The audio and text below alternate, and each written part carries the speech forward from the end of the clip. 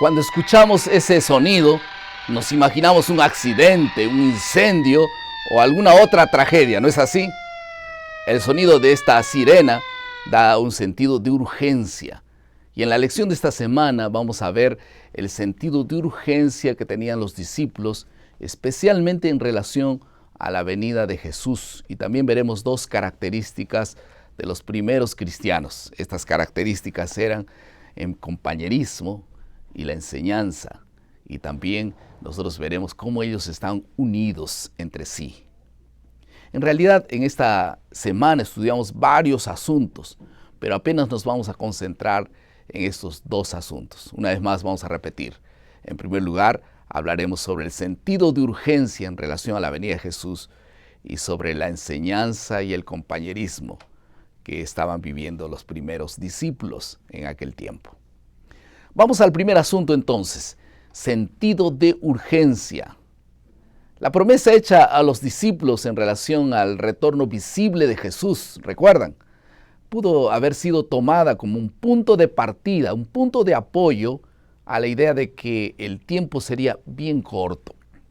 Por eso una lectura cuidadosa del libro de Hechos nos muestra que la iglesia posterior al Pentecostés vivía una expectativa diaria del retorno de Jesús. Y hay por lo menos 3 evidencias que demuestran que para ellos era inminente el regreso de Jesús. En primer lugar, hubo una separación completa de los bienes materiales y también la disposición de compartir con otras personas que estaban a su lado. Hechos 2:45, el capítulo 4 y el versículo 34 hasta el 37 habla de esto. En realidad no había necesidad de pensar en el futuro, en el mañana, ya que para ellos no existía. La segunda evidencia era que el hecho de que permanecieron arraigados en Jerusalén, no salieron, se centraron en el templo, que de acuerdo con el profeta Malaquías sería el punto central de la consumación inminente. Malaquías 3:1 habla de esto. En tercer lugar, la tercera evidencia era la observación diaria de la cena del Señor, de Hechos 2:46. La cena del Señor señala hacia atrás, hacia la cruz. Pero una declaración de Jesús también la vincula con el futuro, el famoso banquete mesiánico que ocurriría al retorno de Jesús. Mateo 26:29. Entonces, al observar juntos este servicio cada día, ellos estaban expresando su fe en el regreso eminente de Jesús. Pero había un problema. Creían que en aquel método antiguo, del Antiguo Testamento, donde todos los pueblos vendrían a Jerusalén. Y recién entonces en el contexto de la persecución, algunos creyentes cruzaron la frontera de Palestina para abrazar la misión mundial. Hechos 8:4 y 8. El segundo asunto que nosotros abordamos esta semana tiene que ver con la enseñanza y el compañerismo. Lucas declara en Hechos 2:42 que los creyentes se mantenían firmes en 4 acciones específicas. En primer lugar, en la enseñanza de los apóstoles, en la comunión, en el partimiento del pan y finalmente en la oración. Y de acuerdo con Lucas 2:46, la enseñanza era principalmente en el templo y el compañerismo y las oraciones en las casas particulares. A pesar de alguna confusión al inicio al respecto del tiempo de la segunda venida de Jesús, el don del Espíritu Santo los condujo a una religión realmente real. No era una religión contemplativa. Ellos estaban decididos a aprender, enseñar la doctrina de los apóstoles. Ahora, estrechamente vinculado a la enseñanza también estaba el compañerismo espiritual.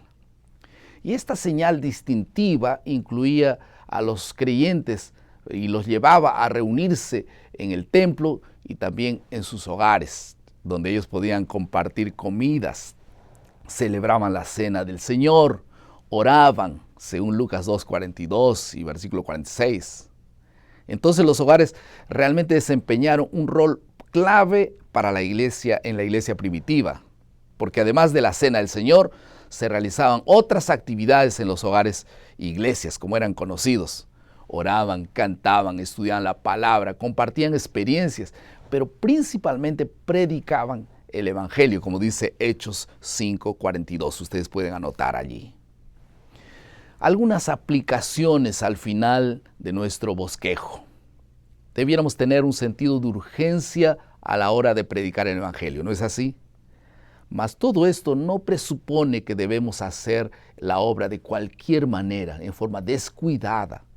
Nosotros encontramos en la lección de esta semana un ejemplo terrible, ¿no? El ejemplo de Ananías y Zafira. En segundo lugar, cada vez que Dios levanta un pueblo para poder enseñar las verdades del Evangelio, también se levanta un movimiento de oposición. No hay duda de esto. Pero ¿saben qué? El poder de Dios es más grande y debemos confiar en la providencia divina, porque el que prometió cumplirá acompañarnos hasta el fin. La tarea para casa. La respuesta de Pedro y Juan frente a la prohibición de hablar de Jesús, ¿recuerdan? Ellos dijeron, no podemos dejar de hablar lo que hemos visto y oído. Todo aquel que tenga una experiencia real con Cristo hablará con osadía de Jesús. Si tú ves y si tú escuchas el amor y el poder de Dios, no podrás cerrar tu boca, hablarás con osadía a los demás. Si tú has sentido el amor de Dios y tú tienes el conocimiento de la palabra del Señor, levántate y predica de este evangelio que te ha hecho bien y que le puede hacer bien a los demás. Vamos a orar. Querido Padre, muchas gracias por tu palabra.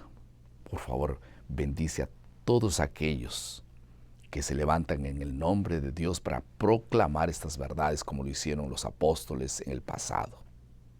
Gracias por la verdad que colocas en tu palabra y que llega a nuestro corazón. En el nombre de Jesús. Amén. Muchas gracias, ¿no? Casi digo muy obrigado. Muchas gracias por estar con nosotros y queremos que ustedes puedan seguir siempre fieles a aquel nuestro lema, cada día, cada uno, cada mañana, porque es el alimento para la vida. Que Dios los bendiga.